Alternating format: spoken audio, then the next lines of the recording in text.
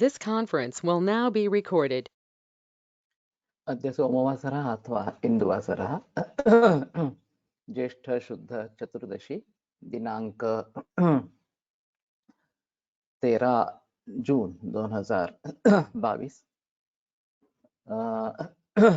चरक मीमांसा अध्याय 8 शंखं चक्रं जलौकान्दततमृतघटं चारुदोर्भिश्चतुर्भिः सूक्ष्मस्वच्छातिरुद्यांशुकपरिविलसन् मौलिमम्भोजनेत्रं कालाम्भोदोज्ज्वलाङ्गं कटितटविलसच्चारुपीताम्बराढ्यं वन्दे धन्वन्तरिं तन् निखिलगदवनप्रौढदावाग्निलीलम् प्रौढदावाग्निलीलम् ब्रह्मणो हि समारब्धा मात्रेयाद्येषु पूजिताम् अस्मदाचार्यपर्यन्तां वन्दे गुरुपरम्पराम् आयुर्वेदरतं वन्दे माधवाख्यं महागुरुम् आयुर्वेदामृतं सर्वं शिष्येभ्यो यः प्रदत्तवान् द्रष्टा ज्ञानी दृष्टकर्मा कृतकर्मा तथैव च अध्यापकोऽभिषक्श्रेष्ठो महान् संशोधकस्तथा गुणैरेतैः समुदितैः यत्कार्यं प्रतनोति सः समृद्ध्यर्थं हि कार्यस्य वयं नु प्रयतामहे सरस्वत्यै नमो यस्याः प्रसादात् पुण्यकर्मभिः बुद्धिदर्पणसङ्क्रान्तं जगदध्यक्षमीक्षते आत्रेयं प्रथमं वन्दे आयुर्वेदजगद्गुरुम् आयुर्वेदामृतं सर्वं गृहीत्वा हि सुरेश्वरात् अग्निवेशादिकेभ्यो यत् प्रयच्छत् मुनिसत्तमः प्रथमं तन्त्रकर्तारम् अग्निवेशं नमाम्यहम्।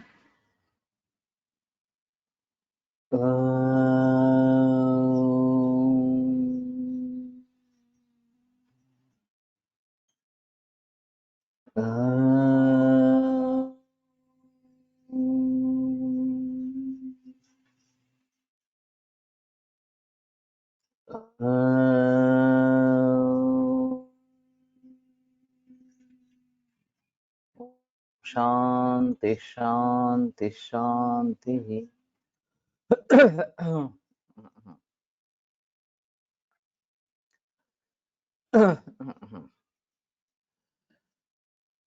तो व्यायामशक्तितः परीक्षेत व्यायामशक्तिरपि कर्मशक्त्या परीक्षा कर्मशक्त्या ह्यानुमीयते बलत्रैविध्यम्। तो व्यायाम शक्ति के द्वारा भी परीक्षा करे और वो कर्म शक्ति के आधार पर उसकी परीक्षा करनी है और उसी से पता चलता है कि 3 प्रकार का बल है, हीन मध्यम उत्तम, इस प्रकार से। तो कहने का तात्पर्य अर्थ ये है कि आहार शक्ति के बारे में अभ्यवरण शक्ति और जरण शक्ति ये 2 महत्वपूर्ण मुद्दे थे और बल और आयुष ये दोनों आहार पर निर्भर है। और जैसे कि मैंने कहा कि जब आहार कम हो जाता है बिल्कुल तब बचने के चांसेस कोई नहीं रहते। जब तक आहार भली भांति जा रहा है तब तक कोई चिंता का विषय ज्यादा नहीं है, लेकिन जब आहार कम हो जाता है तो समझ लेते हैं कि अब ज्यादा टिकेगा नहीं। उसी प्रकार व्यायाम शक्ति जो है तो कोलटकर सर का एक कहना था कि ब्लड प्रेशर का जो बल्ब होता है वो फिक्स करके फिर जो कफ है उसको उसके ऊपर दाब देकर पीड़ा कर कितना मर्क्यूरी ऊपर आता है ये देखना है। इस प्रकार से तो हाथों की बल परीक्षा इस प्रकार की होती है, या फिर फुगा जो होता है बलून उसको फूंकने से उड़ान का बल कितना है ये देख सकते हैं। तो कर्म शक्तियां ही अनुमेयते बल त्रैविध्यम, उसके आधार पर अभी ये पीएफटी भी टेस्ट की जाती है एलोपैथी में, तो उसी उसी प्रकार की इस प्रकार की है। या फिर प्राणायाम के जरिए कितनी देर तक सांस छोड़ के रुक सकते हैं, भाई कुंभ कितनी देर कर सकते हैं वगैरह वगैरह, इस प्रकार की भी टेस्ट होती है। तो इन सभी के आधार पर व्यायाम बल या व्यायाम शक्ति कितनी है ये देख सकते हैं। और फिर ये अगर कम है, इसमें अगर हम इस प्रकार के ऑब्जेक्टिव पैरामीटर्स सेट कर सकते हैं तो वो अच्छा इस प्रकार का रहेगा। वयस्श्च इति काल प्रमाण विशेषापेक्षिणी शरीरावस्था वयो विधीयते। ये वय की व्याख्या है और ये एक अच्छी व्याख्या इस प्रकार की है। काल प्रमाण विशेषापेक्षिणी शरीरावस्था कि काल प्रमाण के विशेष की अपेक्षा रखने वाली इस प्रकार की शरीर की अवस्था, इसको वय इस प्रकार से कहते हैं। तद्वय यथा स्थूल भेदेन त्रिविधम बालम मध्यम जीर्णमिति। तो स्थूल भेद से वय तीन प्रकार का है, बाल्य, बाल, मध्य और जीर्ण। तत्र बालम अपरिपक्व धातुम अजात व्यंजनम सुकुमारम अक्लेश सहम असंपूर्ण बलम श्लेष्म धातु प्रायम आषोडश वर्षम। तो बाल जो है वह अपरिपक्व धातु धातु जिसके परिपक्व इस प्रकार के नहीं हुए हैं। अजात व्यंजनम, युवावस्था के जो लक्षण है वो जिनमें दिख नहीं रहे हैं। अब इसके बारे में ज्यादा बहस ग्रंथों में तो कुछ है नहीं है कि जात व्यंजन किसको कहेंगे। ये पुरुषों में इस प्रकार से मूछे उत्पन्न होना, श्मश्रु निर्माण होना ये एक जात व्यंजन इस प्रकार के है। उसी प्रकार के स्त्रियों में भी इस प्रकार से कक्षा में केश का उद्गम होना, स्तन की पुष्टि होना, ये जात व्यंजन इस प्रकार के है। शायद कन्वेंशनल मेडिसिन में इसके बारे में ज्यादा जानकारी उपलब्ध होगी। तो एक डोंबिवली के आयुर्वेद व्यासपीठ की किताब है कड़ी उमलताना इस प्रकार से, और हमारे यहाँ मुग्धा वगैरह ऐसे कुछ अवस्थाएं बालिकाओं की दी गई है। तो ये हमें ज्ञात होना जरूरी इस प्रकार का रहेगा।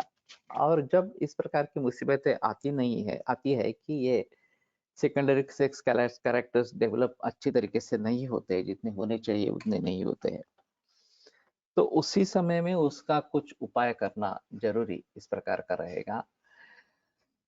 बाद में ये काफी डिफिकल्ट इस प्रकार का हो जाता है।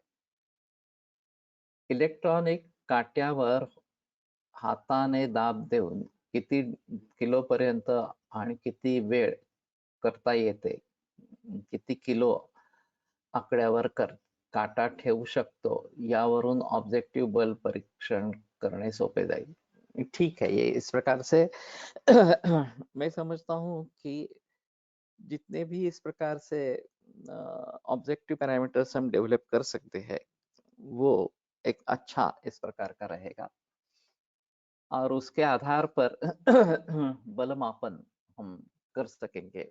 उसको कुछ परिमाण देना है कि ये इतना जूल है वगैरह वगैरह, सब कुछ कुछ परिमाण उस प्रकार का शक्ति का होना चाहिए तो ज्यादा अच्छा इस प्रकार का रहेगा। तो अजात व्यंजनम, व्यंजन जिसमें व्यक्त नहीं हुए हैं इस प्रकार से। अभी ये हार्मोनल इम्बैलेंस के जरिए मेनार्क जल्दी जल्दी हो रहा है। 12 वर्ष में मेनार्क शुरू होना चाहिए, वो अभी 11, 10, 9, 8 इतने तक नीचे आ गया है। और एंडोक्राइनोलॉजिस्ट का कहना है कि इस प्रकार से अगर ये मेनार्क बहुत जल्दी होगा तो मेनोपॉज भी 30वें वर्ष में ही हो जाएगा। तो ये काफी खतरनाक प्रकार की स्थिति है, और फिर आयुष भी उतना ही कम इस प्रकार का हो जाएगा। तो इन सब से बचने के लिए नैसर्गिक आहार होना ये सबसे अहम है, और तनाव मुक्त जीवन होना ये भी एक सबसे महत्वपूर्ण इस प्रकार का है। तो कहने का तात्पर्य अर्थ ये है कि जात व्यंजन के बारे में बताया नहीं जाता, शास्त्रों में ज्यादा वर्णन इस प्रकार का नहीं है, लेकिन ये बात हमें समझ लेनी इस प्रकार की चाहिए। और अजात व्यंजन अभी 12वें बरस से मेंस्ट्रुअल साइकिल स्टार्ट हो जाता है, स्तन की वृद्धि होने लगती है। अभी ये 8वें 9वें बरस में भी स्तन की वृद्धि होने लगती है, ये भी चिंता का विषय इस प्रकार का है। और पुरुषों में ये काफी देरी से होती है।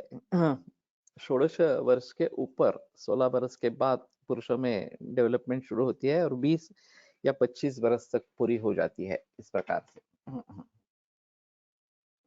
सुकुमारम ये सुकुमार इस प्रकार कह रहे थे, अक्लेश सहम, असंपूर्ण बलम, क्लेश सहन नहीं करने वाले संपूर्ण बल इस प्रकार के नहीं है इस प्रकार से। लेकिन फिर भी ये देखा जाता है कि बच्चों में जोश बहुत रहता है और क्लेश सह होते हैं नहीं होते हैं, एक अलग बात होती है, लेकिन सुश्रुत जब 5 या 6 बरस का था तो सिंहगढ़ पूरा चढ़ के ऊपर आया था। बाद में उसको बुखार हुआ, लेकिन एक 5 बरस के लड़के के लिए ये काफी श्रमजनक इस प्रकार का था। तो असंपूर्ण बलम श्लेष्म धातु प्रायम आषोडश वर्षम, और कफ दोष का प्राधान्य जिसमें है इस प्रकार का आषोडश वर्ष 16 बरस तक है। कारण आहे पर्वताश्लेष ये संधिपात ज्वर का कारण बताया गया है। तो उसको बुखार हुआ, हमने थोड़ा सा लंघन करने की कोशिश की, बुखार मिट नहीं रहा था, फिर उसने पूरा खाना खाया और बुखार उतर गया। यह हमारे घर का अनुभव इस प्रकार का रहा। विवर्धमान धातुगुणम पुनः प्रायण अनवस्थित सत्वम आत्रिंशद वर्षम उपदिष्टम, और धातु गुण जिसके वर्धमान इस प्रकार के बढ़ते जा रहे हैं, प्रायण अनवस्थित सत्वम और सत्व चंचल इस प्रकार का होता है, अनवस्थित इस प्रकार का होता है, तो निर्णय झट से ले नहीं पाते हैं इस प्रकार से।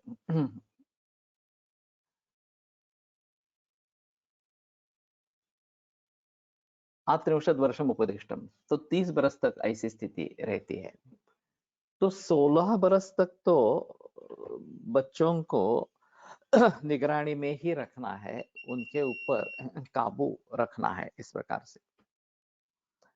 अभी विदेशों से ये स्वतंत्रता का जो माहौल चल रहा है, और विदेशों में तो है ही इस प्रकार से कि बचपन से लेकर 1 बरस का बच्चा अलग सोना चाहिए, यहाँ से लेकर शुरुआत हो जाती है। 6 महीने से उसको अलग करना आरंभ कर देते हैं, और फिर आगे चलकर उसकी रूम अलग, उसका खाना पीना अलग, वगैरह वगैरह इस प्रकार की बातें होती रहती है। और जो चाहे वो बाजार से वो खरीद सकते हैं, होम डिलीवरी मिल जाती है इस प्रकार से। उसका टीवी अलग होता है, हर एक का टीवी अलग अलग होता है विदेशों में। अगर 3-4 लोग घर में है तो हर एक का टीवी अलग इस प्रकार का होता है। एक बड़ा अजीब अनुभव मेरे एक भाई ने बताया था। ऐसे ही कोई विदुषी विदेश की औरत भारत में आई थी, किसी के घर उसको मिलने के लिए गई थी, बुजुर्ग व्यक्ति था। सुबह 8 साढ़े 8 का समय उसने ले लिया था, और बातचीत जो होनी थी वो हो गई। फिर वो वहां से हिलने का नाम नहीं ले रही थी। इनके पास बाकी भी लोग आते थे, काफी रिश्तेदार घर पे भी थे, तो वो बैठी थी। फिर नाश्ता हुआ, तो उसको नाश्ता ऑफर किया, उसने नाश्ता खा लिया, वैसे ही बैठी रही। फिर भोजन का समय आ गया।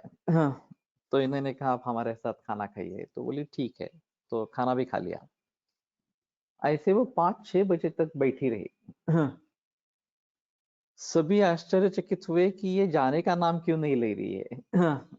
सुबह आई थे और कुछ पूछे वगैरह बगैर इस प्रकार से बैठी रही है। तो फिर उसने शाम में उसने कहा कि आपको बड़ा आश्चर्य लगा होगा कि मैंने कुछ पूछा नहीं आपको, मैं सुबह से यहाँ पे बैठी हूँ। तो ये जो माहौल है तुम्हारे घर का, ये हमारे यहाँ है ही नहीं। इतने सारे लोग घर पे है, इतने सारे लोग मिलने के लिए आते हैं, गपशप होती रहती है, कुछ विचारों की आदान प्रदान होती है, और जो आए हैं उन सभी को खाना खिलाते हैं वगैरह वगैरह इस प्रकार से। हमारे यहाँ हम 3-4 आदमी हैं, हर एक का कमरा अलग है, अपने अपने कमरे में बैठते हैं, कुछ खाना चाहिए तो मंगवा लेते हैं इस प्रकार से। इंटरेक्शन ही नहीं है, फैमिली मेंबर्स में भी नहीं है। तो पड़ोस वालों की भी बात छोड़ो, और मैत्री इस प्रकार की जो होती है, फ्रेंडशिप होती है, वो भी बहुत फॉर्मल होती है। अगर मुझे किसी मित्र के पास जाना है या उसको बुलाना है तो फोन पे पहले बात करेंगे, आर यू फ्री, कि तुम आ सकते हो क्या।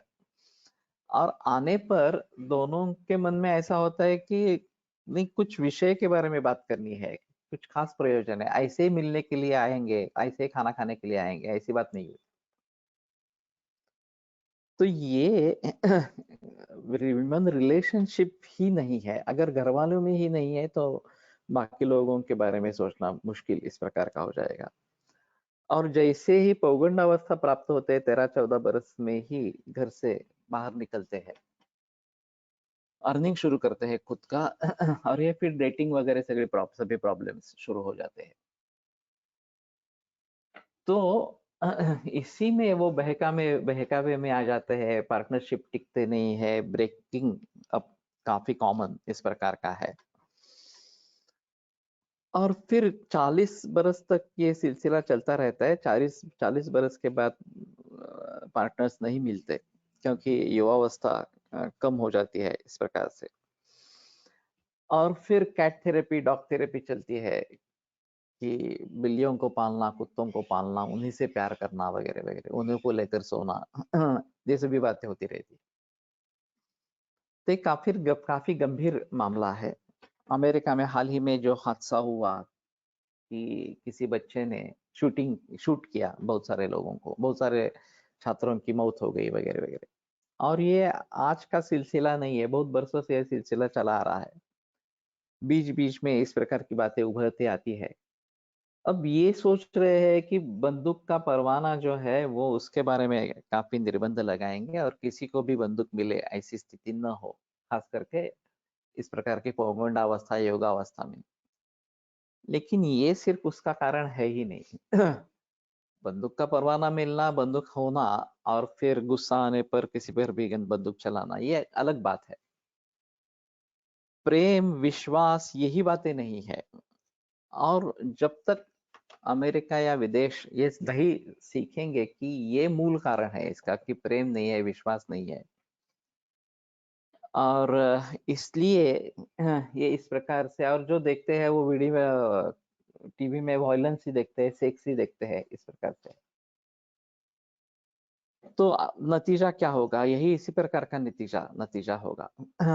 तो मूल रूप से उस समस्या का हल अगर होना है तो पारिवारिक कल्पना जो है, कुटुंब जो व्यवस्था जो है, वो वापस आनी चाहिए, जो भारत और चाइना में अब भी है। वो भी बहुत तेजी से बदलती जा रही है और टूटती जा रही है। तो हमें इससे संभलना है कि हमें ये बात पक्की ध्यान में रखनी है कि 16 बरस तक या उसके आगे भी, जब तक ये अपने तरीके से अच्छा विचार नहीं कर पाता, संतुलन विचारों का जिसका नहीं होता, तब तक उनके बारे में हमें सलाह देनी है। वस्तुतः ऐसा करता है कि 16 वर्ष तक प्राप्ते तो 16 वर्षे पुत्रम मित्रवद आचरित। 16 बरस का पुत्र हो गया तो उसको मित्र जैसा व्यवहार करना चाहिए, ऐसा एक सुभाषित है। लेकिन हम उसमें अटक जाते हैं, और बेटा 50 बरस का या 60 बरस का भी हो जाए तो भी हम उसको सलाह देते रहते हैं, ऐसा मत करो, ऐसा करो वगैरह वगैरह इस प्रकार से। ये भी गलत है। तो उसको खुद सीखने के लिए दे दो। ज्यादा से ज्यादा हम जागरूक कर सकते हैं, तुम इस प्रकार से जा रहे हो, लेकिन ये खतरे हैं उसके सामने, तो देखो ये करना है नहीं करना है, सोच समझ कर करो, जो भी करना है वो सोच समझ कर करो। लेकिन ये बात होती नहीं है। एक तो ज्यादा इंटेलिजेंस हो जाता है, नहीं तो विदेश जैसा कुछ भी उनके ऊपर नियंत्रण इस प्रकार का नहीं है। तो ये दोनों तरीके गलत है, और इसलिए एक विचारों के द्वारा परिपक्व होकर कार्य करना आवश्यक इस प्रकार का रहेगा। मध्यमपना, समत्वागत बल, वीर्य, पौरुष, पराक्रम, ग्रहण, धारण, स्मरण, वचन, विज्ञान, सर्वधातु गुणम, तो मध्यम बल जो है 30 के ऊपर इस प्रकार का, वो समत्वागत बल वीर्य पौरुष, ये समत्व उसका आ गया है। बल वीर्य पौरुष पराक्रम ग्रहण धारण स्मरण वचन विज्ञान सर्व धातु गुणम, और सभी धातुओं के गुण उसमें प्राप्त हुए हैं इस प्रकार से। तो ये एक आइडियल स्टेज है कि जिसमें सभी तरीके का बल रहता है और वीर्य पौरुष पराक्रम ग्रहण धारण वगैरह वगैरह सभी चीजें उसमें रहती है। वास्तव में ग्रहण धारण स्मरण वचन विज्ञान ये सब हमें ब्रह्मचर्य आश्रम में 16 वर्ष के पूर्व ही करने हैं। शायद इन सभी की स्थिरता इस उम्र में प्राप्त हो जाती है, उसका जो उपयोग उसके लिए समाज के लिए होना है ये प्रारंभ हो जाता है। बलस्थितम अवस्थितम अवस्थित सत्वम अविशेर्यमाण धातु गुणम, की बल उसका अच्छा है। 40 नंतर बल बुद्धि कमी होते लेकिन इसके बारे में संदेह है थोड़ा सा। 40 के बाद ही हो गए, 70 के बाद 70 के बाद तो बल वगैरह सब कम हो जाता है, उसमें संदेह नहीं है। 40 45 या 50 तक ये टिका हुआ रहता है या अच्छा रहता है, और फिर बाद में एक लेवल पर पहुंचकर मेंटेन हो जाता है और फिर डिक्लाइन शुरू होता है। 60 के बाद थोड़ा थोड़ा डिक्लाइन शुरू होता है, 70 के बाद तो डिक्लाइन होता ही है। तो इन सभी को ध्यान में रखना है। अवस्थित सत्वम, अभी बुद्धि स्थिर इस प्रकार के या मन स्थिर इस प्रकार का हो जाता है जाती है, और फिर जो निर्णय लिए जाते हैं वो भली भांति निर्णय लिए जाते हैं। इसमें भी भूल होने की संभावना होती है, ऐसा नहीं है कि भूल नहीं होती है इस प्रकार के। खास करके मेरा एक मंतव्य है कि जो हमारे व्यवहार है, सभी प्रकार के व्यवहार, उसके बारे में हमें जानकारी होना बहुत जरूरी है। खास करके अर्थ कारण के बारे में जानकारी होना बहुत जरूरी है। जब हम पैसा कमाना लगते हैं, गृहस्थाश्रम में प्रवेश करते हैं, तो पैसा किस तरीके से अच्छे ढंग से कमाया जा सकता है, कितना अच्छा पैसा कमा सकते हैं, और फिर जो मूलभूत गरज इस प्रकार की है, नीड्स जो है, उसको उसका समाधान करके जो ज्यादा पैसा है उसका निवेश करेंगे, इन्वेस्टमेंट करेंगे, और फिर उसके जरिए ज्यादा पैसा कमाएंगे, और फिर जो निर्मित गरज जो कही जाती है या क्रिएटेड नीड्स इस प्रकार से, उसके बारे में सोचेंगे, उसमें भी स्वास्थ्य की हानि न हो इस प्रकार से सोचना है। तो ये उसी समय में अगर हम सीख लेते हैं तो ज्यादा अच्छा इस प्रकार का रहेगा। लेकिन होता है ऐसे कि इसके बारे में कोई शिक्षा दी नहीं जाती। ये इंश्योरेंस कंपनी के एजेंट्स आकर उनको विविध प्रकार का आमिष दिखा के ये पॉलिसी ले लो, वो पॉलिसी ले लो वगैरह वगैरह, इसमें इस प्रकार के रिटर्न मिलते हैं वगैरह वगैरह, ये बातें बताते रहते हैं। सभी आर्थिक सलाहकारों का कहना है कि बीमे की पॉलिसी जो लेनी है वो उस सलाहकार के आने अपेक्षा से नहीं लेनी है, बल्कि आर्थिक सलाहकार की अपेक्षा से लेनी है, उससे पूछताछ करके लेनी है। क्योंकि बीमा बीमा पॉलिसी ये निवेश के लिए नहीं है, ये केवल अपने सुरक्षा के लिए है। तो उसमें जो टेबल 95 वगैरह बताते हैं कि हमें कुछ भी पैसे नहीं मिलते हैं, हमारे बात अपने रिश्तेदारों को पैसे मिलते हैं, वारसों को पैसे मिलते हैं, वही ठीक है। इसमें ज्यादा पैसा मत लगाना, ज्यादा पैसा किसी निवेश में लगाना, म्यूचुअल फंड्स वगैरह इस प्रकार से। और शुरू से ही ये अगर आदत बनती है तो जब तक आप सेटल हो जाएंगे तब तक आप अच्छा खासा कमाते रहेंगे। दुर्दैव से इस प्रकार की कोई शिक्षा नहीं दी जाती, खास करके मध्यम वर्ग में या निचले वर्ग में, कनिष्ठ मध्यम वर्ग या कनिष्ठ वर्ग, रोजी रोटी कमाते कमाते ही लोग थक जाते हैं। ये निवेश वगैरह की बात कभी नहीं होती है इस प्रकार से। या फिर कर्जा उठाकर कुछ करना है तो उसी कर्जे के और उसके सूद में डूब जाते हैं। और आगे कुछ करने की हिम्मत ही नहीं रहती इस प्रकार से। तो उस अवस्था में भी अगर सलाह अच्छी मिलती है तो कुछ लोग अच्छी तरीके से तरक्की कर सकते हैं। एक नियम ऐसा है कि जिससे पैसे मिलने वाले हैं वो चीजें पहले करो। जिसमें पैसे खर्च होने वाले हैं वो बाद में करो। जैसे कि घर लेना या किराए पर लेना या खरीदना, इससे कोई पैसे नहीं मिलने वाले हैं या उपभोग के लिए है। लेकिन क्लिनिक परचेस करना, क्लिनिक शुरू करना, चाहे किराए पर भी शुरू करना, ये पैसे लाने वाली बात है, तो वो पहले करना चाहिए। बहुत सारे लोग पहले क्या करते हैं, तो एक मकान खरीदते हैं इस प्रकार से रहने के लिए, और फिर उसमें खर्चा शुरू हो जाता है। फिर अगर क्लिनिक करने के बारे में सोचना है तो बाद में सोचते हैं अरे ये तो अब इसके लिए पैसा नहीं है इस प्रकार से। तो चाहे पहले किराए पर रहे और छोटा ही घर इस प्रकार का रहे, मिनिमम एक्सपेंसेस इस प्रकार के रहे, और जिससे पैसे कमाने वाले हैं वो उसमें ज्यादा इन्वेस्ट करें। तो इसमें अगर हम ये सजावट वगैरह ये सब अच्छी तरीके से करते हैं, क्लिनिक जो है वो रिनोवेशन करते रहना चाहिए। मैंने जब जब रिनोवेशन किया है तब तक प्रैक्टिस बढ़ी है। उसका एक असर रुग्णों के मन पर होता है। और उसमें कोई संदेह की बात नहीं है। अगर आपके पास फोर व्हीलर है तो भी आपकी प्रैक्टिस बढ़ती है। तो ये इन्वेस्टमेंट है, ये खर्चा नहीं है। तो खर्च किसको कहेंगे और इन्वेस्टमेंट किसको कहेंगे, ये समझ लेना बहुत जरूरी है। और जब इसमें फंस जाते हैं, गलती से कुछ कदम उठाते हैं, तो सेटलमेंट होने में काफी देर लगती है। तो कहाँ प्रैक्टिस शुरू करनी है? अपने पास पॉजिटिव चीजें क्या क्या है, निगेटिव क्या क्या है, इन सभी को सोचकर ये बात अगर हम करते हैं, और पहला मकसद होना है कि प्रैक्टिस में सेट होना, और फिर बाद में घर बदलना, बड़ा घर ले लेना वगैरह वगैरह जो बच्चा बातें हो सकती है वो कर सकते हैं।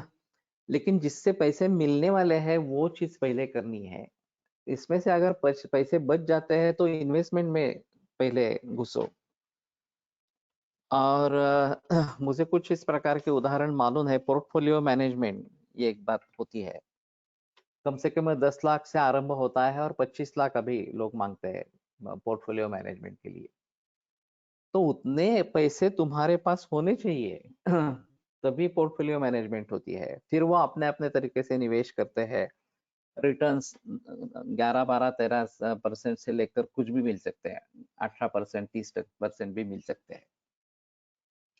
लेकिन वो व्यक्ति प्रामाणिक हो ये, और अच्छी खासी हो, अनुभव जिसका अच्छा हो, और इसमें पेशेंस रखना है कि मार्केट डाउन हो गया तो पैसे कम हो जाएंगे, उस समय निवेश करना है, मार्केट अब ऊपर जाता है तो बेचना है, इस प्रकार से। तो ये पोर्टफोलियो मैनेजमेंट वाले लोग करते हैं इस प्रकार से। तो कहने का तात्पर्य अर्थ ये है कि मैंने ये बहुत देरी से सीखा। मेरे खुद आयुष में, जीवन में 60 के बाद, 60 वर्ष की उम्र के बाद मैं पूरी तरीके से कर्ज मुक्त इस प्रकार का था। और फिर ये निवेश वगैरह इस प्रकार के बातें हो गई। मेरा साला पत्नी का भाई, उसने कुछ हद तक इस प्रकार से की थी, लेकिन उसका अनुभव उतना नहीं था, तो उसमें रिटर्न्स ज्यादा आए, इस प्रकार की बात नहीं हुई। तो कहने का तात्पर्य अर्थ ये है कि ये एक अनूठा समय इस प्रकार का रहता है, 25 से 40 वर्ष तक। तो जिसमें हम, क्योंकि अभी कमाने का जो वय है वो 25 से आगे ही है, उसके पहले कमाना शुरू नहीं होता है इस प्रकार से। रिच डैड पुअर डैड करके एक किताब है अमेरिका में पब्लिश, तो ये भी काफी अच्छी किताब इस प्रकार की है। और उनका यही कहना है कि इन्वेस्टमेंट और खर्चा इसमें भेद करना सीखो, और जो रियल इन्वेस्टमेंट है उसी में पैसा डालो। फालतू खर्च या निर्मित जो इस प्रकार की नीड्स है उनके ऊपर खर्चा मत मत करो। ये आपको आपके आर्थिक स्थिति को बिगाड़ देंगे और साथ में सेहत को भी बिगाड़ देंगे इस प्रकार से। तो अवस्थित सत्वम, तो बिल्कुल सोच समझ कर कदम उठाने हैं। अभी ये भी बात ये बात मैंने बीच में भी उसके बारे में बोला था। डबल इनकम नो किड, ये विदेशों में काफी प्रचलन में है, अब भारत में अभी आ रहा है या आ चुका है थोड़ा सा। तो दोनों कमाने वाले हैं और दोनों ऐसा मानते हैं कि अगर बच्चे होंगे तो हमारा सुख हमारा आनंद कम हो जाएगा, तो बच्चे होने ही नहीं देने हैं इस प्रकार। लेकिन बच्चों में भी आनंद है ये बात समझ में नहीं आती है, क्योंकि उसका अनुभव ही नहीं है। और बाद में पछताने की बात होती है कि अरे हमारे बच्चे होने चाहिए थे इस प्रकार से। तब ये जो उम्र है वो निकल जा चुकी थी होती है, और फिर उसके बारे में कुछ नहीं कर सकते।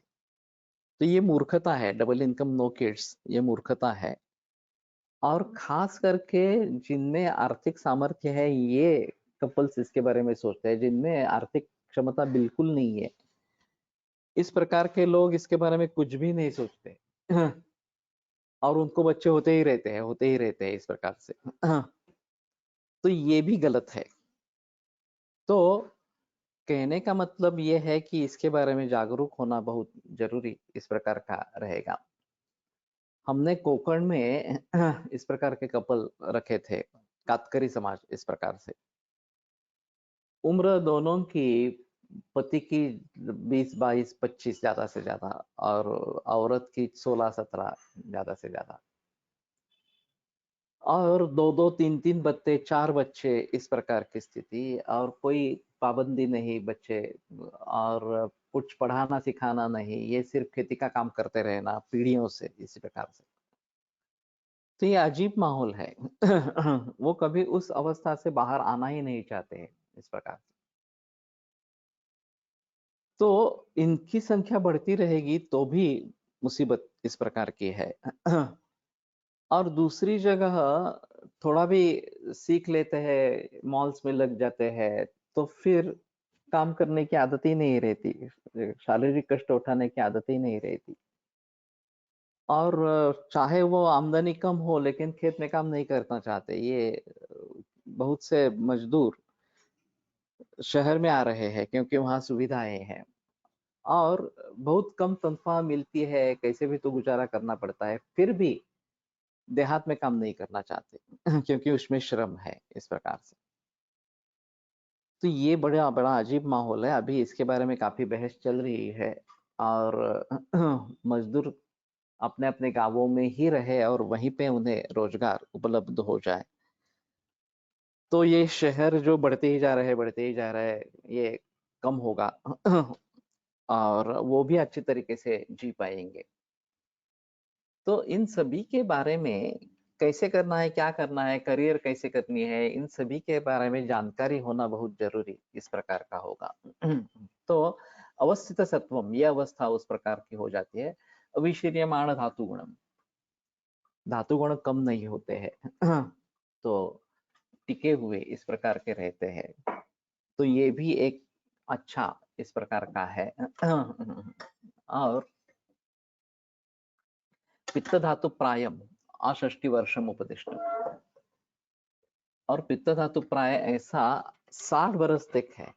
अभी यहाँ भाव प्रकाश में जो बताया गया है कि 40 वर्ष के बाद ही ये सब कम होने लगते हैं, तो ये एक अलग इस प्रकार का माहौल रहेगा। लेकिन यहाँ पे जो बात की गई है वो 60 वर्ष के बाद की गई है, तो उसके बारे में सोचना इस प्रकार का पड़ेगा। और पित्त धातु प्राय, तो इसमें पित्त धातु प्रधान इस प्रकार के रहते हैं। अब देखा जाता है कि इसी उम्र में तीखा मसालेदार खाने की अपेक्षा होती है और बाजार में बहुत सारी चीजें उपलब्ध है। पाव भाजी पानी पूरी से लेकर पिज्जा वगैरह वगैरह, बर्गर,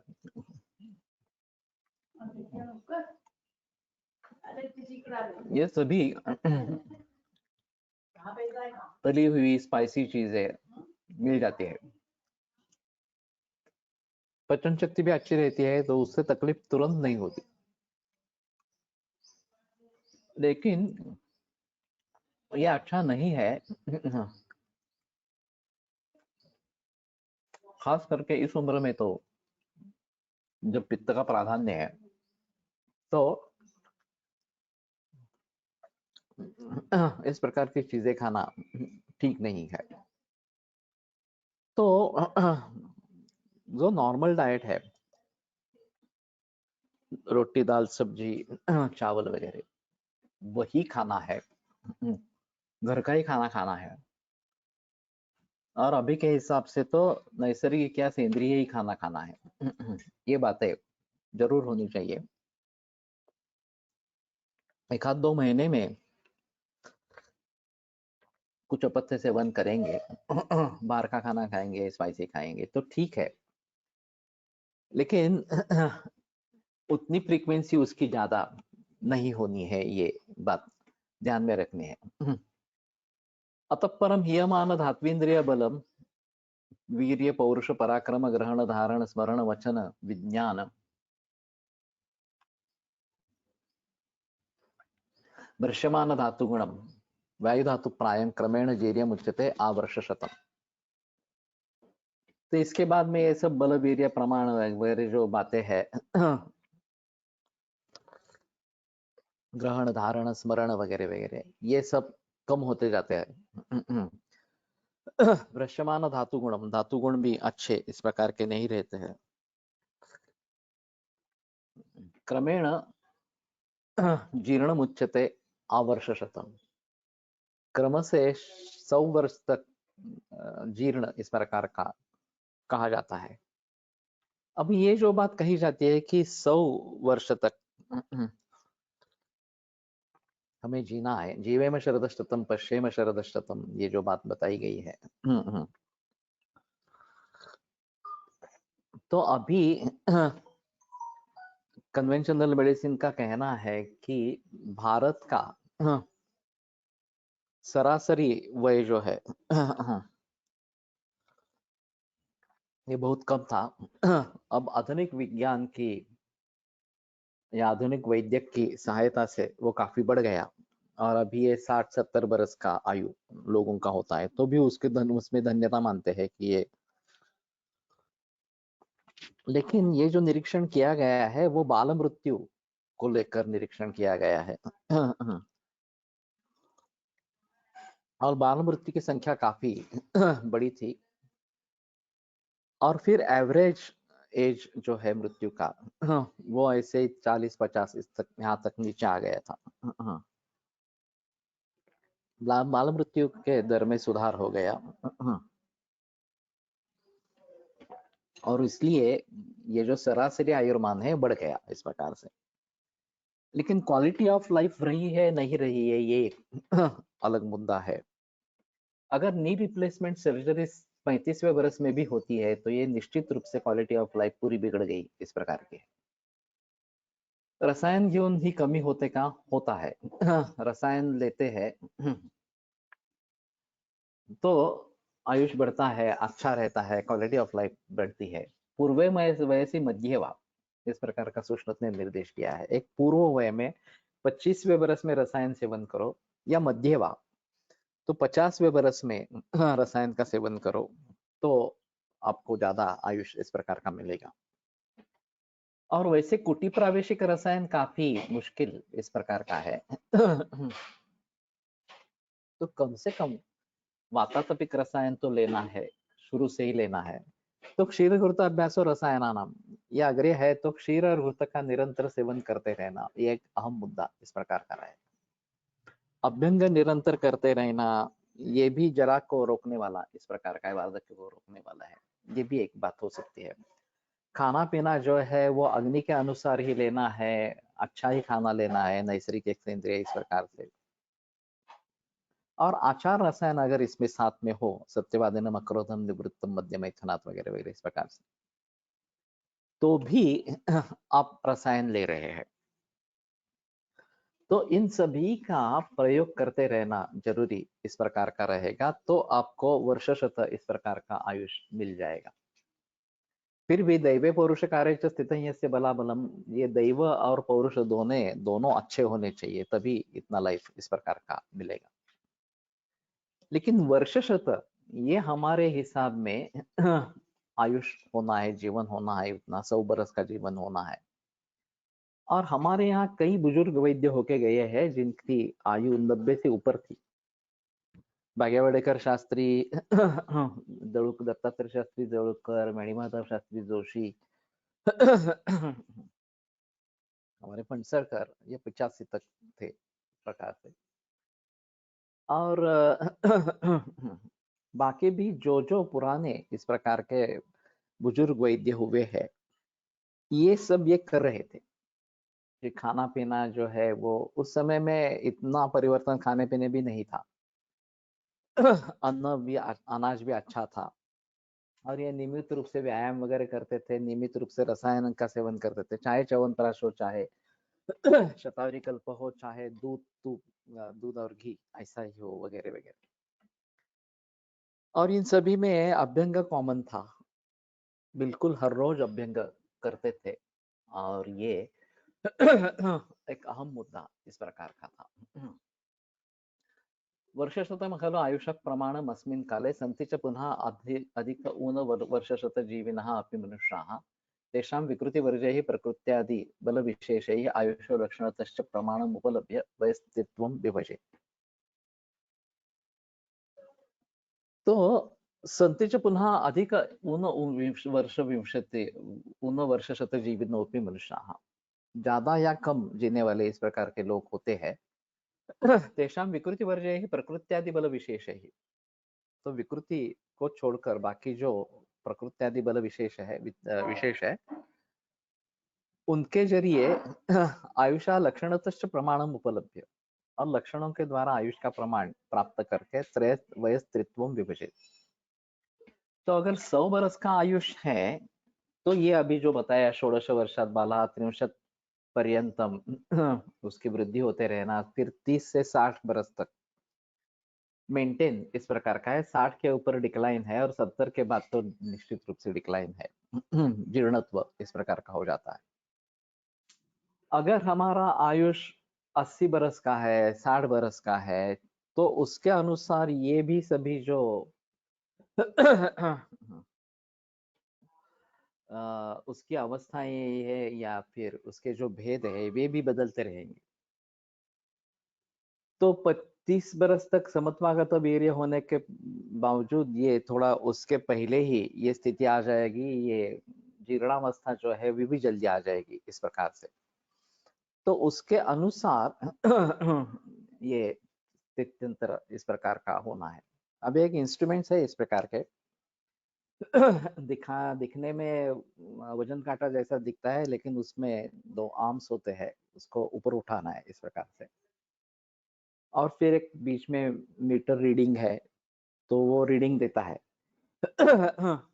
और उसके आधार पर शरीर में अस्थि की स्थिति कैसी है, तुम्हारा बायोलॉजिकल एज क्या है, और या काल के अनुसार एज क्या है, और शरीर के धातुओं के अनुसार एज कितना है, वो उससे कम है, ज्यादा है, ये अगर देखेंगे तो पता चलेगा कि आपका बला अच्छा है। अगर एज 50 है और वहां पे 48 दिखा रहा है, तो बल अच्छा है।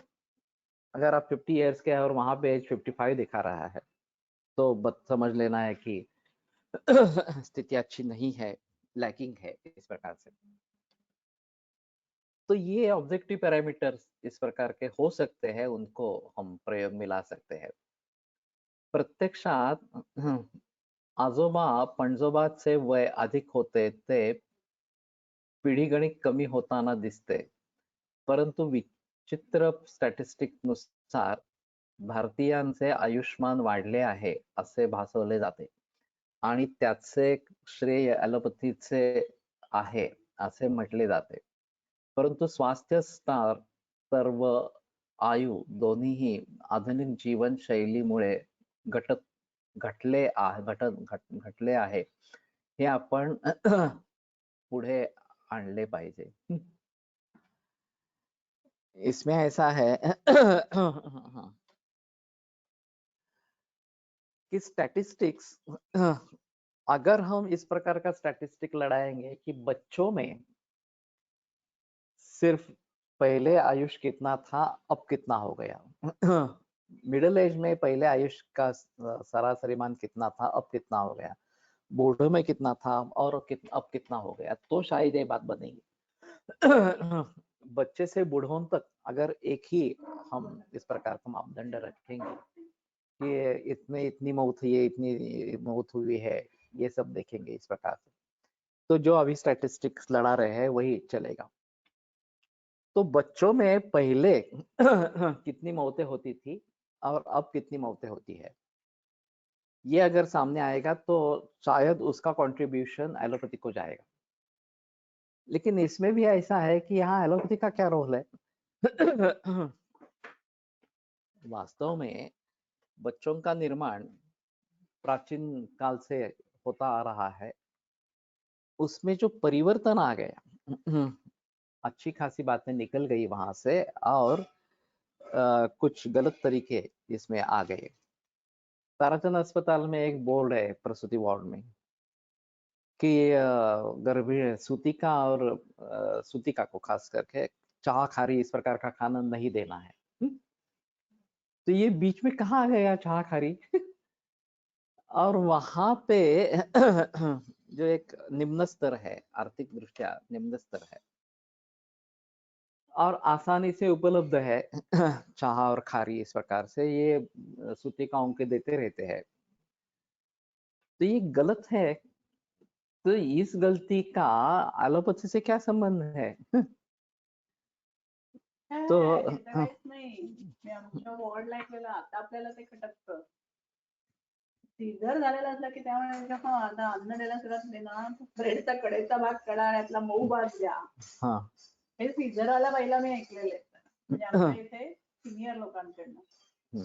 आता आपल्याला ते कळतं, पण पूर्वी काय बरोबर वाटायचं ते. नहीं, चाय पोली, चाय रोटी ये ले सकते हैं अगर नमक नहीं डाला है रोटी में, ये ठीक है। उससे भी चाय खारी के बजाय उसके भी ये ठीक है। या जो बूढ़िया औरतें कहती है किस प्रकार का खाना देना है वही देना है। वास्तव में वहां पे हमारे यहाँ तो घृतपान का निर्देश है सूतिका को, वो कहाँ दे रहे हैं अभी? यूष का निर्देश है, वो कहाँ दे रहे हैं अभी?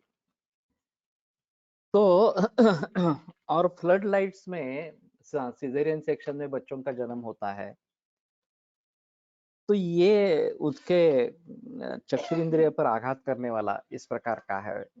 ये काफी बातें हैं इस प्रकार का। एक सूतिकागार होता था पहले जमाने में वो नहीं रहा अभी। मेरा एक सुझाव है कि हमारा खुद का एक प्रसूति गृह और सूतिकागार इस प्रकार का हो। अगर इमरजेंसी पड़े तो हमारे ही कोई लोग आकर सिजेरियन सेक्शन करे। ज्यादातर कोशिश करेंगे कि गर्भिणी अवस्था में पूरी गर्भिणी परिचर्या करते रहेंगे और नेचुरल डिलीवरी होने के लिए कोशिश करते रहेंगे। इसके बाद भी अगर करने की जरूरत पड़े तो सीजर करवा ले, लेकिन सूतिकागार तो होना है और 1.25 महीना जैसे देवदर्शन के लिए 1.25 महीने के बाद बाहर निकलते हैं। या अगर बगैर नमक की रोटी बनती है तो चल सकता है, उसमें प्रॉब्लम की बात नहीं है। उसी प्रकार चावल के साथ की भी है, चावल और दूध लेना, अगर आपको नमक डालना नहीं है तो ले सकते हैं। और ये ग्रंथों में भी है इस प्रकार का चावल और दूध इस प्रकार का। तो इस प्रकार का अगर सूतिकागार हो, जहाँ अच्छी तरीके से उनकी निगरानी की जाए कि दूध अच्छी तरीके से आए, ये भी अभी सिखाने की बात है कि स्तनपान कैसे करवाना है, ये भी मालूम नहीं होता और केवल गलत स्तनपान हो रहा है इसलिए बच्चों को दूध नहीं मिल रहा, ये भी बात होती है। तो ये सभी सिखाया जाए, जो रक्षा विधि बताया गया है उस प्रकार के पेड़ पौधे इर्द गिर्द में लगाए जाए, प्रॉपरली धूपन चिकित्सा वहां पे हो, अभ्यंग नियमित रूप से हो, तो ये काफी अच्छा होगा। क्योंकि अभी क्या होता है, जो अमीर है या उसके लिए खर्च करना चाहते हैं वो अपने अपने घर में करवाते हैं, और फिर जो औरतें घर पे आती है वो शिक्षित नहीं है इसके बारे में। सेंधा नमक के बारे में बताते हैं कि वो दूध के साथ ठीक है, लेकिन ये आगे वाले ग्रंथों का कहना है। चरक में निषेध है, वाग्भट में भी निषेध है, तो नहीं लेना है। नियमित रूप से तो बिल्कुल नहीं लेना है इस प्रकार। तो कहने का तात्पर्य अर्थ ये है कि इस प्रकार से अगर सूतिकागार बनेंगे, सेंट्रलाइज फैसिलिटी इस प्रकार की रहेगी, तो लोग उसके लिए पैसा खर्च करने के लिए तैयार होंगे। जो एक अपर क्लास है, अपर मिडिल क्लास है, क्योंकि घर अब छोटे हो गए हैं इस प्रकार से, और फिर उतनी सुविधाएं नहीं रहती है, जो औरत काम वाली आती है वो करती है ज्यादातर इस प्रकार से, तो उसको मालूम नहीं होता है, बहुत बलपूर्वक किया जाता है वगैरह वगैरह, तो ये ऐसी भी बातें दूर होनी है। उसके लिए शायद हम ट्रेनिंग दे देंगे कि किस प्रकार से सूतिका को मसाज करना है, अभ्यंग करना है, इसके बारे में सोचेंगे। मुस्लिम लोकात सकाळी तेल लावून केलेली पोळी व चहा घेण्याची सवय असते, ते चालेल का कि तेल नको? तेल का कुछ प्रॉब्लम नहीं है, लेकिन घी लगा के करेंगे तो ज्यादा अच्छा इस प्रकार का रहेगा। और चाय ये तो नहीं था, दूध ही था इस प्रकार से।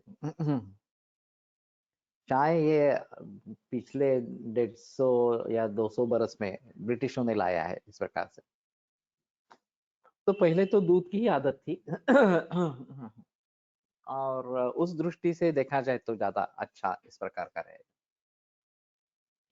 तो कहने का तात्पर्य अर्थ ये है कि इस प्रकार के नए तरीके हमें ढूंढने हैं,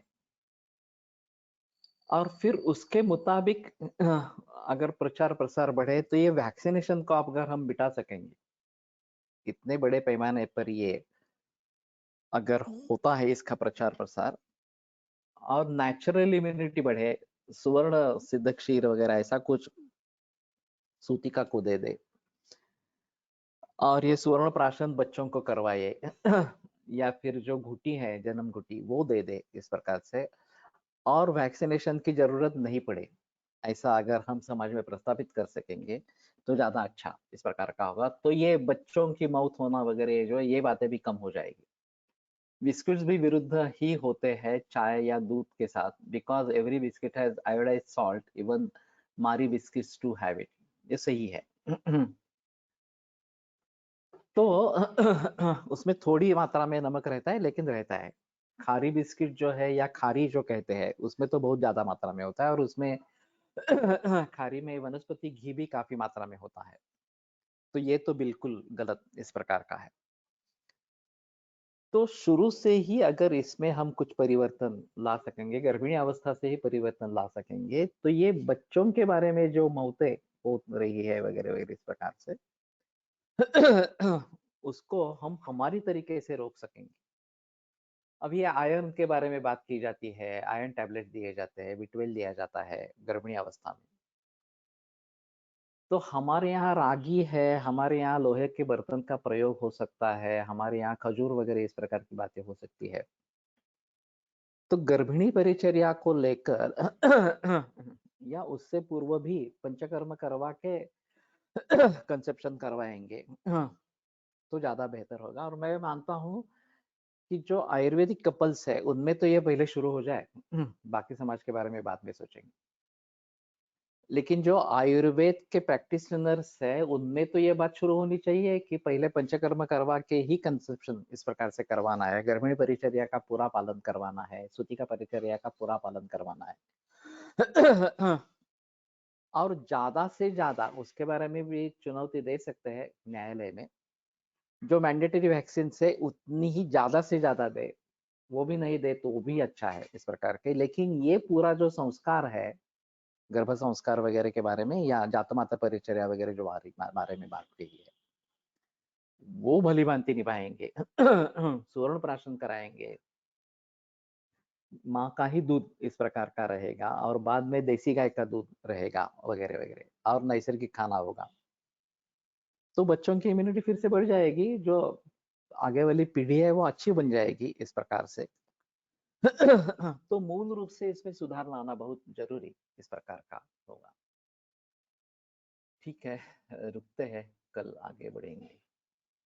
आयुर्वेद प्रकांडो निगदित इह हि शल्यतंत्र प्रधानः शिष्येभ्यः शाश्वतोऽयं निखिल जन कृपा व्याप्त चित्तेन येन आयुर्वेदस्य वाञ्छन् पुनरपि भुवने ताञ्च सुष्ठु प्रतिष्ठां श्रेष्ठं धन्वन्तरिं तं प्रणमति च सदा वैद्यवर्गो हि नूनं वैद्यवर्गो हि नूनम्।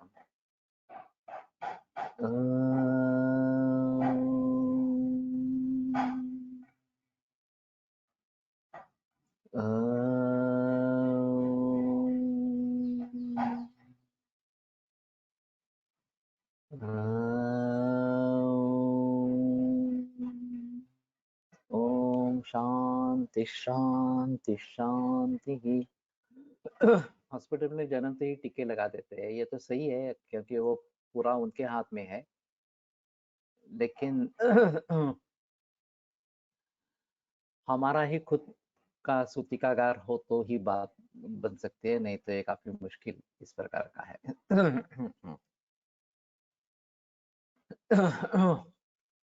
विरम्यते व्याख्यान व्यापारात्। श्वः पुनरपि मिलिष्यामः।